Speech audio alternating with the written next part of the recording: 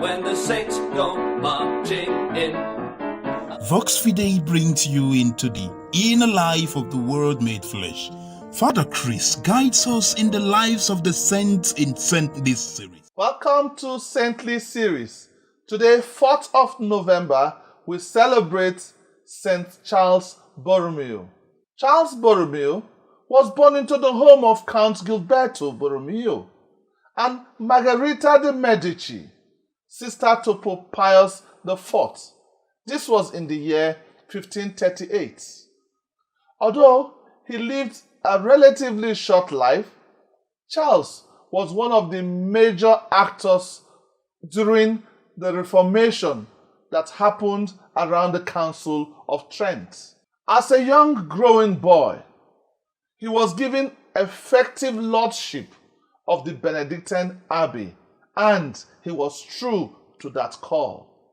Growing up, he would insist that the monies he got from his father were the inheritance of the poor and not a source of personal income for him. He received a doctorate degree in canon and civil law at the age of 21 at the University of Pavia.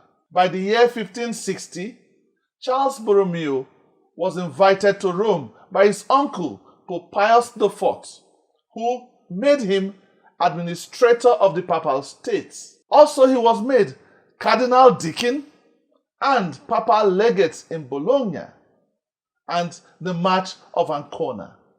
At the age of 22, as a deacon, he was made the Archbishop of the Diocese of Milan. He also served as the Cardinal Protector of Portugal, the Catholic Canton of Switzerland, and Knight of Malta. He also was given different diplomatic roles, and all this he took not just as mere offices, but with every seriousness, and he carried out his task seriously.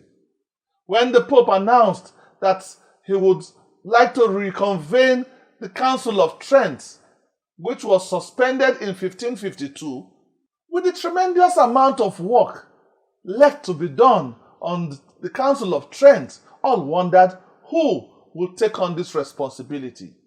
Charles Borromeo was to shoulder this responsibility, and he, with so much zeal and enthusiasm, carried on and was able to reconvene the council in 1562. He completed this task within 2 years of reopening.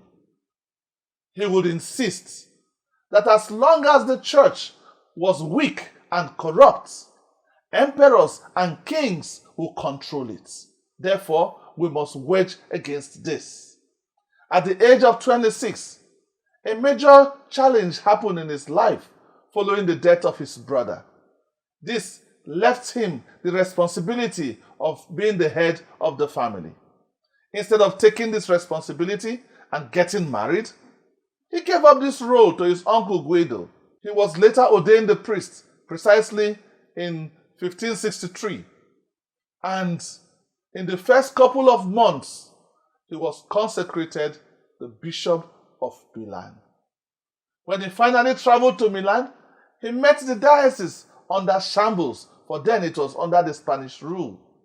The priests were corrupt, and they were also lazy, and the lay people were so unserious with their faith.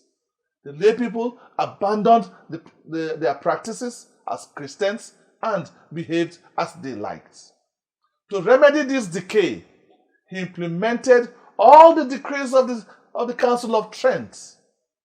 And then he traveled back to Rome, just in time to be by the bedside of his dying uncle, Pope Pius IV. Although the newly elected Pope, then Pius V, tried to convince him to remain in Rome, Charles insisted on returning to Milan. And he got back to Milan. With exceptional traits of hard work and intelligence, he reformed the diocese. Milan now wore a new look of faith. He established seminaries and trained and educated the clergy. He insisted on the proper observance of the sacred liturgy and taught catechism to children through the confraternity of Christian doctrine which he founded. Charles Borromeo repelled the advancement of Protestantism from the Alpine valleys and survived an assassination attempt in 1569. When a famine hit the city, he fed over 3,000 people and stood out as a hero during the 1576 plague by taking care of the sick, by burying the dead, and feeding a huge populace. He worked tirelessly until his death in the autumn of 1584 during one of his personal retreats in Monte Varello. Having returned to his bed, he died on the night between the 3rd and the 4th of November. We can never go wrong by giving our time, our energies, our resources to the service of the church and of humanity. The date of canonization is the 1st of November 1610 by Pope Paul V. The color of the day is white. He is the patron saint of catechumens and catechism teachers.